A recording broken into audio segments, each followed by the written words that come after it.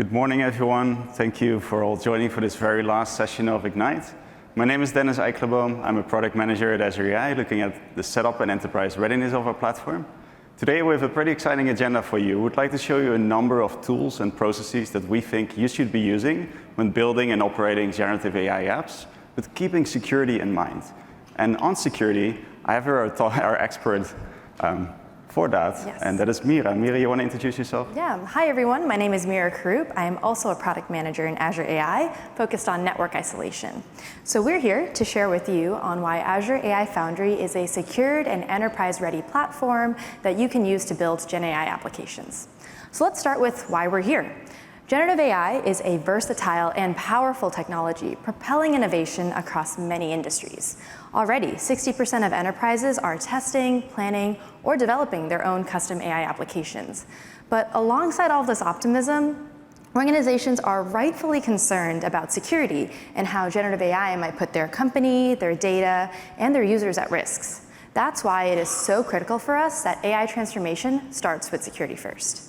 So I have a question for all the folks in the room here. How many require a security review within their enterprise before using confidential data in the cloud? Okay, I see some hands here. That's awesome. Security risks are multi-layered, especially when it comes to generative AI, and mitigating these risks starts with you. Before generative AI is even introduced, security teams need to manage various threat vectors at the foundational layer. This could include application, identity, endpoints, network, and your data. Then they need to think about new attack surfaces that GenAI brings, such as prompts, responses, training and RAG data, and of course your models. Now, another follow-up question here. Who in the audience feels prepared to introduce and prepare all of these risks, address all of them? I don't see any, or as many hands even. We're seeing that with these new attack vectors, introducing new and amplified risks, such as jailbreaks, data leakage, prompt injection, etc. And these risks are new, and they require the tools and frameworks for your IT and security teams, as well as deep collaboration with AI safety and compliance. So how to start thinking of implementing these security solutions? Well, first of all, it's important to think of that as a shared responsibility, something that you do, and something that we have a responsibility in as a cloud provider, as Microsoft. And the things that you need to do really depend on the type of product that you're using, or rather how much you would like to customize of the stack. If you're building a custom model, you could choose to build it completely on an Azure VM. And what it means is that the AI platform, the AI application, and the AI usage layer, you essentially need to bring that all yourself. Of course, you can integrate with Defender for Cloud if you use an Azure VM. You can integrate it in your virtual network. You can benefit from the AI-optimized hardware that we provide, but there's none of the model safety systems that will be there. There's none of the base models that will be there. So you'll be required to bring that all yourself. If instead you build an Azure AI as a platform as a service, many of these layers will be provided for you out of the box. So we have the training infrastructure, we have the base models that we provide, we have the model safety systems around that. And what you need to bring is mostly your training, like the extra code that you would like to use to build your application layer, and maybe some data that you would like to customize the stack with. And those are the pieces that you need to be responsible for to manage. Now, if you think of the very right vertical, now that vertical, if you think of Microsoft Copilot, Microsoft will be managing each of the pieces of the stack, and maybe the only thing you need to do is set a permission and make sure that the right people have access to that application. Now, today in our session, we will be looking mostly at that middle layer, that middle vertical. During this conference, you've heard a lot about Azure AI Foundry, but just to repeat, Azure AI Foundry is the collection of tools that makes it easy to help you build, customize, evaluate, and operate generative AI applications. You can use our pro-code experience, you can use our low-code experience, but what makes Azure AI Foundry really unique is that you can customize every layer really as part of like this entire stack. So you can bring any type of model, like we have more than 1,800 models in the catalog. You can bring multiple data sources from across Azure. You can customize even the safety system. But with that customization capability also comes responsibility for you on the security side. And that is what we would like to talk with you today about in this talk, how to get started.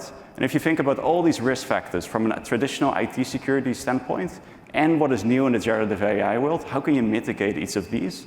And how can you mitigate those at scale as well? So speaking about scale, I would like to show you an example of how PIMCO, which one of our customers was able to empower their developers to get started and do all of that at scale. PIMCO is a global leader in active fixed income with expertise across public and private markets. PIMCO manages $1.8 trillion in assets for individual and institutional investors around the world. We collaborate daily with our portfolio managers and account managers to deliver technology solutions that help serve our clients. Gathering data to respond to client questions is a big undertaking for our associates. Today, that process involves collating information from various sources.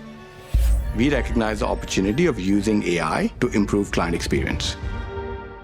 ChatGWM is a tool that allows our associates to get precise, up-to-date responses and citations, all through a streamlined user interface. Azure AI allowed us to start small, start fast, build, test, iterate, and deploy the applications. Then we were able to grow the application on the same stack. We want to focus on differentiating asset management functionality, not the plumbing of building an AI stack. Azure AI helps us move faster and spend more time on PIMCO opportunities.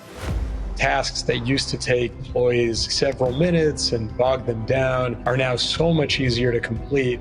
ChatGWM makes client service faster and allows our associates to spend less time on preparing material and more time on engaging with clients.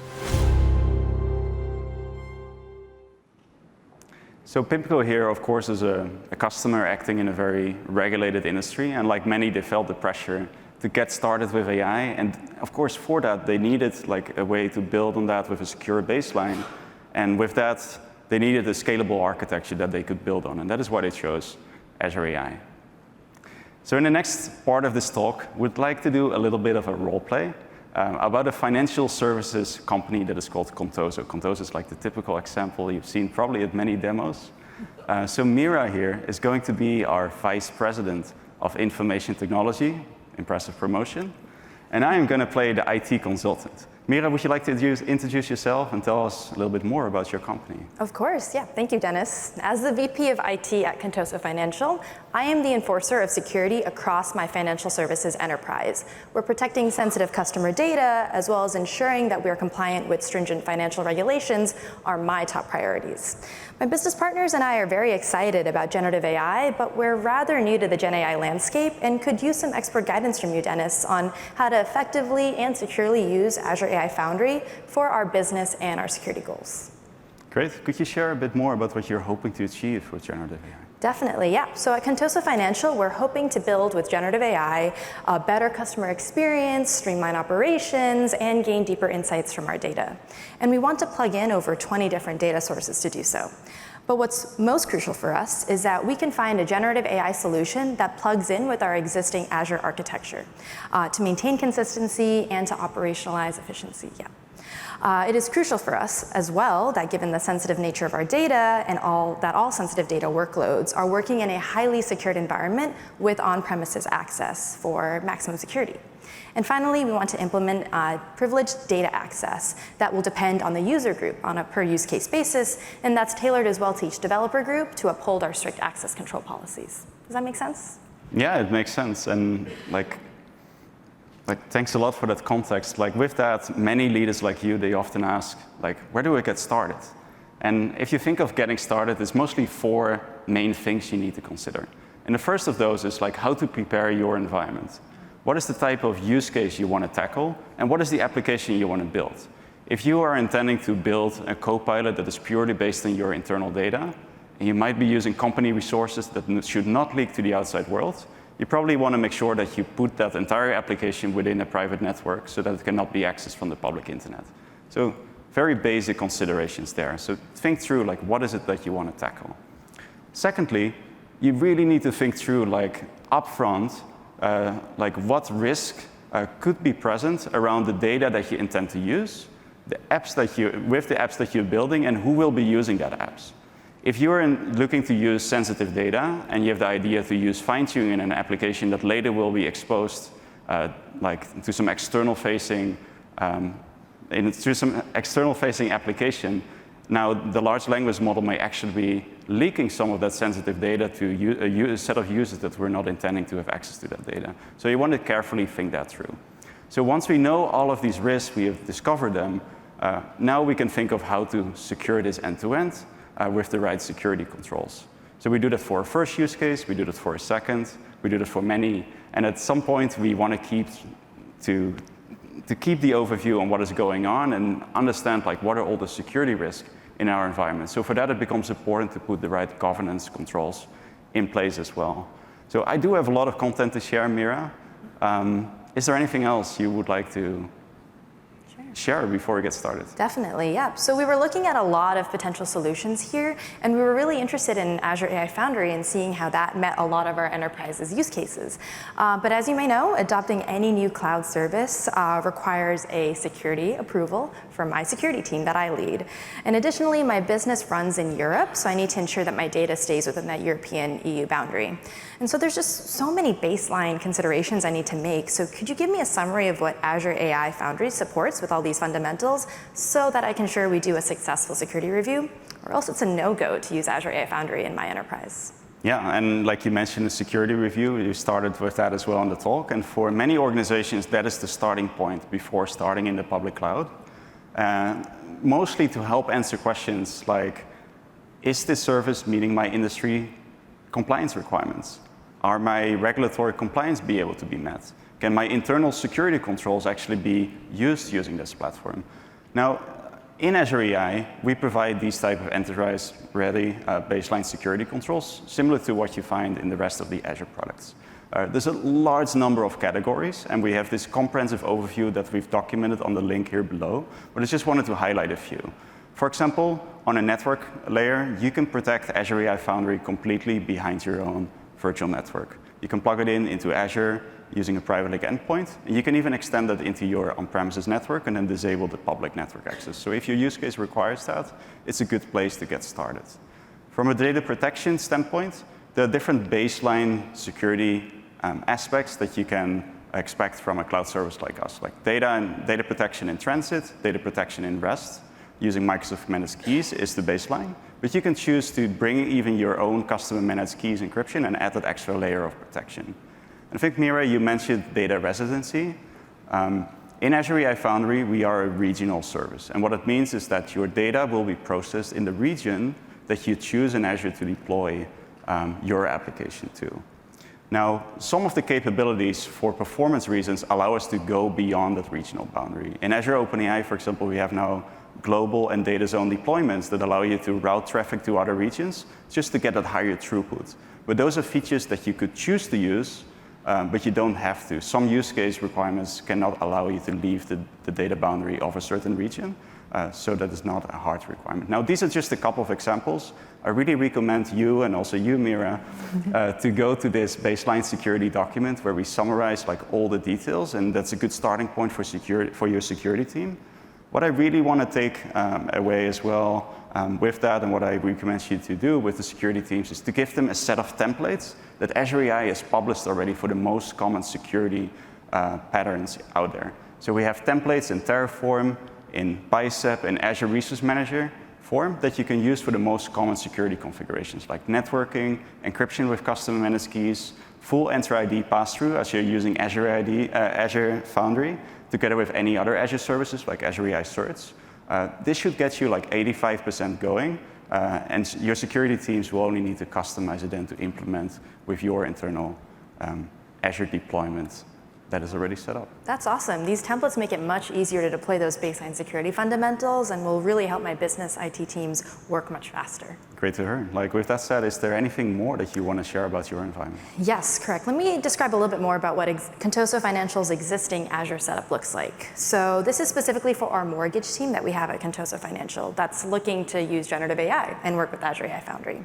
So we see horizontally here this management Azure subscription that my IT team owns, where our IT team has set up all sets of access to existing resources so that my business teams don't need to implement these more than once. For example, we've already set up network connectivity to those on-premises resources, which is great.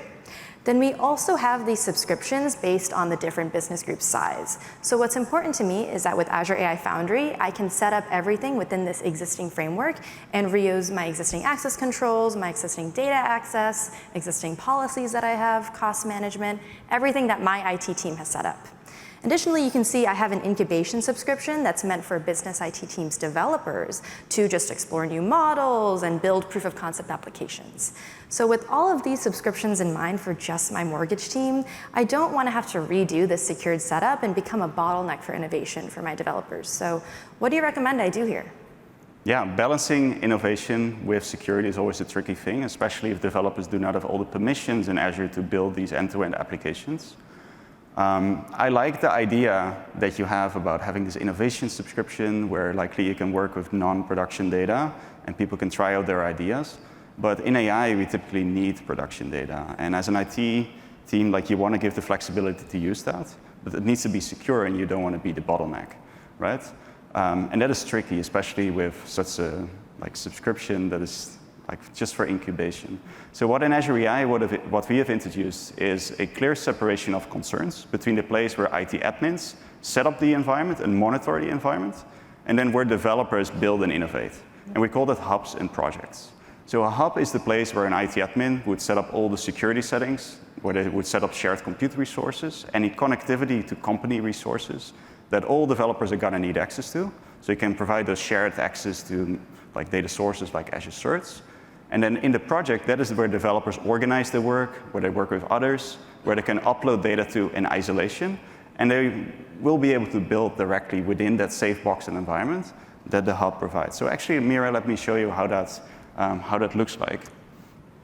So right here, I have used that bicep template to set up an environment, 4 environments actually, for those 4 business groups you were showing before. And as a developer, I can now create a project. I can choose one of those existing environments to get going.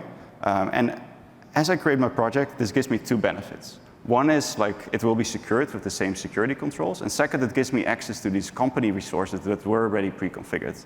So here I've set up the environment with some pre-existing data access to that shared index and some new model deployments for GPT 3.5 with existing quota I want all developers to use just to get started with and have some shared quota for experimentation. So as a developer, I can directly get going. I never have to touch the Azure portal. I don't have to work with bicep templates per se as well. I could do it, but it's not needed. And I can get going right away with raw and resource access. Oh, so you're telling me a business analyst, again, can start with the secured setup, don't ever have to touch the Azure portal, but can get innovated right here in Azure AI Foundry? That's music to my ears. Beautiful. All right, Meera, so we talked about baseline security. It looks like we have a plan for deployment. We should be talking about generative AI attack vectors right now. Yep. So we've all probably familiarity with the traditional IT security attack vectors, but now in this new world of generative AI, we now have prompts, responses, rec data, and models. And all of these factors are new things that malicious actors can misuse, trying to get access to, for example, our sensitive data. So have you thought about this? Yeah, that's a good point you mentioned, Dennis. We've talked about this, we've thought about this, but we need to know more about these potential mitigations. So let me give an example of what we're actually trying to build at Contoso Financial with my mortgage team. We're building Mortgage Master, an application to help our customers decide on their best mortgage payment plan. The app customizes the plan depending on each customer and allows them to compare different plans depending on different factors, such as lender fees, loan rates, loan terms, and interest rates. So it's a pretty sophisticated application, you can say, and has real value for our customers. Don't you agree? Yeah, sounds great. That's awesome, but there is a concern that I have here. I want to mitigate these GenAI risks as soon as my developers start accessing internal data and touching these models as well. But how should I get started with an Azure AI Foundry to ensure that my developers are accessing data and models in a secured way? Yeah, that's a great question. I think the best way to show that, Meera, is by mimicking your application architecture. Let me know if this is right, but I've been trying to display here a high-level overview of how your application likely would look like. So on the left, we have some external-facing app that is taking some prompt from the user, looks up some data from the web, maybe some internal data sources, and sends that model to the model in order to formulate a response. So the model comes back, and it may even retrieve some additional up-to-date information using a function in order to get to its response. Now let's take a look at where all of this application can be exploited, because there is a couple of patterns here. At the usage layer, we may have a user who may be trying to jailbreak our application, sends a malicious prompt, trying to expose the model to give up its sensitive data. Secondly, we may see the same attack vector be applied indirectly through the grounding data. So someone may inject like a prompt to cause the model to give an unintended output at this level. And third, we may be susceptible to a supply chain vulnerability whenever you're using an open source library or a model or a framework, and that could cause our AI application to work in an unintended way or maybe even expose its data. So all of these are new attack vectors that require new types of tools in order to mitigate them. Would like to look at each of these like one by one. Okay, there are a lot of attack vectors, so let's go through them one by one. Yeah. So at Microsoft, we find that most of these attacks need to be mitigated with a layered approach in terms of all the defense that we put in place. So we have 4 layers here. We have the model, we have the safety system, with the prompt, and then the user experience. The first 2 layers, they are very generalizable. They're independent of the model, they're independent of the application, and therefore we build them into Azure AI Foundry for you. The last 2 layers, they are rather specific to your scenario. So we have the tools for you in order to set them up, but they are so scenario specific that they need some tweaking on your side as well. So it all starts with the model. In Azure AI Foundry, we have more than 1,800 models available for you to choose from. And every model provider has provided some details for each of the models to indicate how they should be used. To make it easy, we have benchmarks between the different models, like some comparison charts as well, to help you choose the right one for the right task. And we have like one particular collection of models for which we did something extra, and that's called the Azure AI collection of models. And there we partnered with Hidden Layer in order to scan these models and see if they have been tampered with, or if there's any malicious code that could be part of those models. So with all of these annotations and benchmarks available, we hope that you can make the right decision on what model to start with as that first layer of mitigation, but also the performance for your app. 1,800 models is a lot of choice, and I'm not exactly sure that my IT team is okay with each of them. Choice empowers flexibility and innovation, I understand that, but not every model that you see here has been vetted by my enterprise team and my security team.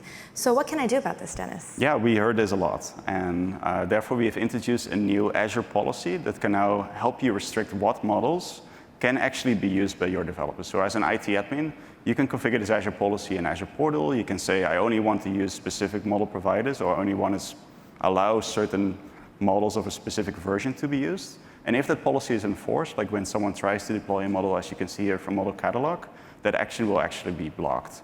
So Meera, like in your organization, you could say, like, I want only models to be approved if my security team did that extra vetting. Not that you maybe don't trust Microsoft, right? But like maybe you trust your own team more. Exactly, just in making that assessment. That's perfect. That sounds good to me. Yeah. So here we looked at that first model layer. The second layer is the content safety system. And that is like choosing that first model is typically not enough. Many models come with built-in safety controls to prevent against attacks, but even the best model can make mistakes. Even fine-tuned models can do that are very optimized for a certain domain, and every model also can be subject to an attack. So to mitigate such issues, at Microsoft we apply an AI-based safety system that goes around the model to monitor all of its inputs and outputs and catch the places where a model makes a mistake or could be under an attack. We call that Azure Content Safety, and it's deeply integrated within Azure AI. That looks really interesting. I think I've seen this before when I was playing with AI Foundry the other day. And when I was creating a content safety filter, I can actually see the analytics of the block request count, as well as the categories that they belong in within my deployments tab. It's actually pretty useful. Yeah, you know what's cool? You can even define your own block list of terms that you want content safety to block when someone sends that to your model. And you can build your own classification, small classifier, just with 50 examples, just to tune it to your domain, like financial services in this case. That's perfect, yeah, definitely. So here we looked at the first two layers. I want to show you, just to finalize this, an example of a prompt injection attack like in action. So here we have someone who is trying to send some malicious prompts to our generative AI app. And Content Safety is able to catch it. But because attackers can attack multiple times, you want to make sure that the security signal is sent to your security team as well. So in Azure AI, we integrate deeply in Defender for Cloud in order that when such a prompt comes in, we also send it to Defender for Cloud, where one of your security analysts will be able to correlate this event then with any other attack that may have been going on across the system, like a credential theft that may have been going on in Azure storage. You would be able to map together all in Defender for Cloud. So it is these type of governance controls that really provide that end-to-end picture from building your application to operating it and then doing that at scale across all the other applications that you are running. So security analysts could have seen this attack and see with other incidences that have happened. This actually would have been very useful. We had a sensitive data exposure recently, and having a tool like this would have given us a comprehensive view of what the attacker is doing and have let us respond more quickly and effectively. Yeah, I could imagine that in a company like you, you're constantly under these type of threats. Definitely, yeah. So if you are using data from the web to ground your model, you want to pass the data along to it. But just passing it along is not enough for your model to work correctly with the data. You want to instruct your model also to use the data effectively and tell it how to use it. And that is where prompts come in, and this is where the piece is very specific to your scenario.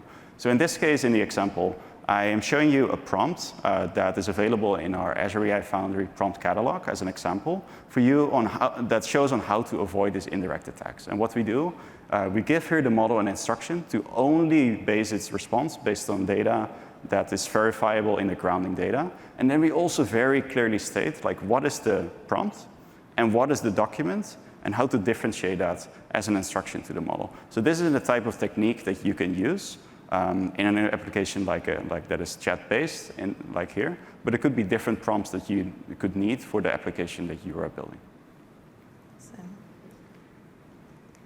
The last thing that I want to call out is functions. Functions are really powerful because they allow your model, who otherwise is dumb and only can understand the model that it is being trained on, to interact with external systems and get some actual up-to-date information, or even interactive systems to perform some downstream actions. But it comes with some additional security considerations. First of all, it's important that you should always be validating your functions. So when a function is called, you want to understand when is it called, based on what prompt the user has sent. And you want to be able to validate that function call is actually aligning with the user intent. You want to be able to validate what parameters were called, and then what is the output of the function. Was that looking correct? A very good tool in order to do that in Azure AI Foundry is tracing. I would recommend you to look into that because it will allow you to step-by-step understand the execution steps that were going on in your application. Secondly, I want to call out that if you interact with external systems, you want to make sure that you only use trusted data and tools. Whenever you use a tool that you don't trust, it could unintendedly or try to change the output of your function and then let your application actually interact in a way that you did not intend it to be. So along the same lines, if you interact with that external system, you want to make sure that it has the least privileged access. So let's say you're updating a database or you're just reading a database. You want to have the least access on the database to have reader access alone, not update access, not write access, and preferably on the smallest scope available. Some of these functions, they are actually performing actions on the user behalf. So one thing that you could consider is to have a user confirming step before you proceed to action. So in your case, Meera, you may have some fraud detection use case and some downstream action that you may take if fraud is detected may have a whole bunch of cascading actions. So at that point, you may want to take a human in the loop and actually confirm to proceed. Awesome. Right? So as it comes to functions, I think this is mostly it. Integration testing the system, I think, is important if you look at the entire picture. So test your app together with upstream systems, downstream systems, and maybe even consider doing red team testing. So Meera, you may be able to just involve your security team, your domain experts, put them all together in a room, do a order a pizza, and try to kind of attack your system and see if that is possible. Yeah, Definitely. I think this all makes sense, and these are great recommendations and best practices to follow. So let me try to summarize what you've just talked about now. It sounds like everything that you've mentioned here is that security is a shared responsibility between my enterprise and with Microsoft. In this case, I'm responsible to embed an AI system that is the right user experience and customize the system message and grounding data to fit my scenario. The safety system itself, though, and the model are highly generalizable and therefore provided by Microsoft as a platform. And of course, you want to continuously evaluate and monitor, which is a shared responsibility as well. Yep. So, Meera, you talked about your ambition to use different types of models and enable your developers to experiment with it quickly. And the same thing you mentioned about data. You have all these data sources, and in order to empower innovation, you want to be able to use all of that. But using different data sets in your organization can carry different risk, especially if it's used in the wrong way, in the different types of settings. So could you tell us a bit more about the data that you have in your environment and whether there's any risk that you foresee using those? Yes, definitely. If you remember my Azure subscription model before, I have this one subscription in particular, which is the credit risk modeling subscription that has personally identifiable information of customers. And so I need to ensure that my developers who are not provided the right clearance don't have access to the subscription and are building any of our applications with this data. But additionally, though, I do have these other subscriptions with non-sensitive data that I need to have my developers access so they can prototype very quickly. So I want this fine-grained access for my data and apply that principle of least privilege for the subscriptions that really need it. So how can I plan for this data access? Yeah, that's a good question. So in Azure AI Foundry, we have the ability for you to connect with these different data sources. And the way that you do that is by you can create a connection. So let's say your data is in Azure AI Search. You can select Azure AI Search as part of the connection interface. And as you find the resource you want to use, you have two authentication options. So you either can use a shared access key, which means that all your developers will be able to access the data without needing additional permissions, or you can choose to use Enter ID pass-through, on which the user principal will pass through all the way to the data source and then in permissions there as well. So using this has a couple of benefits. One is you can use really fine-grained access per user, especially relevant for sensitive data. You can do that per user group as well, just to make the management a little bit less cumbersome. One of the things that we've been seeing with Azure Stories in specific, we support Enter ID there, but we also support shared key access. And that is a risk for when someone were to leave your company, that when that person has left, they actually can get prolonged access to the data if they had access also to the API key. And with that, it's an extra factor in which you can get into a further attack down the line. So this using Enter ID helps you just disable the shared access key. One thing that is really cool if you combine this together with Azure Storage is that if you set up storage logging over there, you can get very fine-grained logs on who accessed what data at what time with what user principal. In specific. So end-to-end, I think it's a good story, especially if you're working with sensitive data. Oh yeah, that sounds great. But I do have this other concern related to data access. It's specifically depending on the roles that we've created here at Contoso Financial. So depending on the role that you have in my enterprise, your data access controls might vary. And I want this to apply to Azure AI Foundry in the application that we're building. So specifically, I'm concerned about that sensitive customer data that I previously mentioned. I don't want any of this data to leak to the world or to the model. And I'm in particular afraid about my business analysts if they're ever to get access to this data and use it in an unsecured way. I can't completely ban them from using Azure AI Foundry. They provide key business value. But I want them to only chat with the deployed models and build RAG flows. And this is unlike a developer in my enterprise who probably needs to do more, like building and deploying models. So can I go that far in setting up this level of access control, depending on the role requirements I have in my enterprise? Absolutely. Let me show you. So in Azure, I can create custom roles. We have built-in roles, but also custom roles. So I can here create a role for an AI developer that's only using sensitive data, but is not allowing you to use fine-tuning. And I can choose to base that on a role that is already existing in Azure. In this case, the Azure AI developer role, which is one of our built-in ones. I can then choose to select the data permissions and explicitly exclude those from that role, because that is where you believe the risk relies in this case. I can go ahead. I can create that role, and once it's created, I can assign it to your business analyst for them now to work with the system, but not use these particular capabilities. Oh, that sounds awesome, yeah. And then I have one more requirement that I want to make sure of, and it's network security, of course. My data sources are only available or accessible within my virtual network, and I've seen that the Azure AI Hub lets me configure networking. Is it correct that I can put my hub in the same network boundary as my data? Absolutely, and I really recommend you doing that as well. That's a great practice. You start to get it. Awesome, that sounds great. So yeah, let me summarize yet again what I've learned. Reflecting on the overview of the risks that you've shown me before, starting from that base level of threat vectors and then building up as we build with generative AI, it seems like Azure AI Foundry has those built-in controls to help me mitigate these risks at each layer. And it also sounds like you have great documentation and templates that can help us complete our baseline security review successfully. This is great. My business partners will be very pleased. Awesome. So now it's been a year later. Dennis, can we do another check-in? Let's do it. Awesome. So thanks so much, Dennis, for all of your help. Mortgage Master was truly a success. Our leadership is really seeing the impact of generative AI and expanding fast. Now every single business IT team wants to build a generative AI application, and they're ready to start with Azure AI Foundry. But now that I've set up all my enterprise's hubs and projects using those templates that you previously shared, my business IT teams in particular are asking for a single pane of glass to review all the subscriptions hubs and projects and see what the developers are doing. For example, they want to track quota usage, the models deployed, connected resources, what users are working with it, etc. Additionally, an auditor has come my way and asked me for more details regarding my GenAI setup. So what can I do to show my auditor that we're using GenAI in a secured way? Yeah, that's a good question. I'm glad you're asking. What I would like to show you is a new capability that we have in Azure AI Foundry, and it's called Management Center. And Management Center gives that single pane of glass, that one overview, especially for business IT admins, and the tech leads on your teams, I would say, to keep the overview on what is going on in the environment. I would like to show you a demo again for this one as well.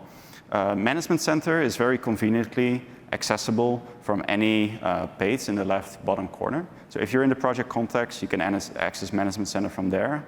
And if I do, I can have some basic tasks like giving you access to my project if I were to be a developer. What I care more about as a tech lead mostly is that I can keep the overview on here on all the projects that are created in my environment, the quota that I'm using. Maybe I'm running short on some of quota and I may want to request more.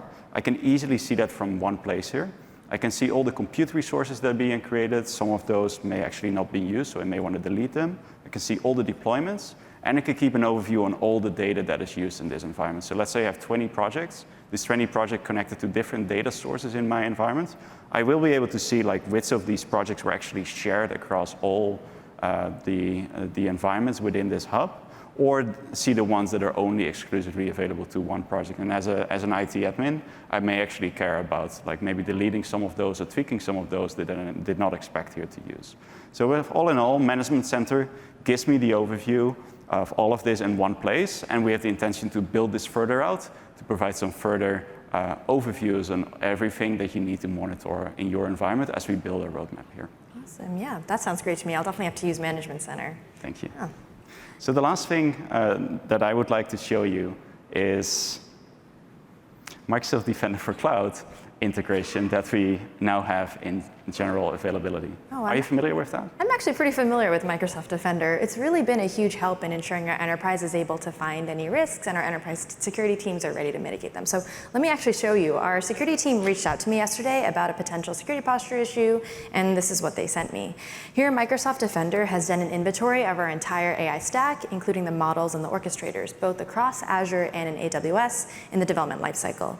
For example, there's this attack path analysis to map direct risks, such as configurations of an AI resource, and indirect AI risks, such as a vulnerability in an internet-exposed VM, which could lead an attacker to gain access and control of our AI resource. So once we've identified these AI risks, then we can get a set of recommended actions to remediate it. Yeah. Great. Really, at this point, it seems like you're becoming more of the IT consultant. I had no idea that all of this exists, and I'm really glad to see that after a year, Like you have clearly empowered all your developers to shift left. Everyone is thinking about security, and you're able to do this at scale. So yeah, that's really great, Meera. All right, thank you, Dennis. And that concludes our consultation. Well, this was obviously a very fast-paced session. We hope you can see how at Microsoft, we invest in security at every layer and bring you the built-in controls for configurable safety controls as well. So we have the Secure Future Initiative. You may have heard of this throughout Ignite. We're making security a top priority for our customers. And here are just a few of the new security capabilities that we have. Dennis, maybe we can talk about a few of those new ones. Sounds good. Yeah, so there's a bunch of capabilities that already we talked about today. There's also a number of new improvements that we've made to the platform if you're an existing adopter of the platform that you may be happy about. So especially if you're using custom and managed keys before, in this architecture, there were a couple of extra Azure resources that we had to create in your subscription to store data.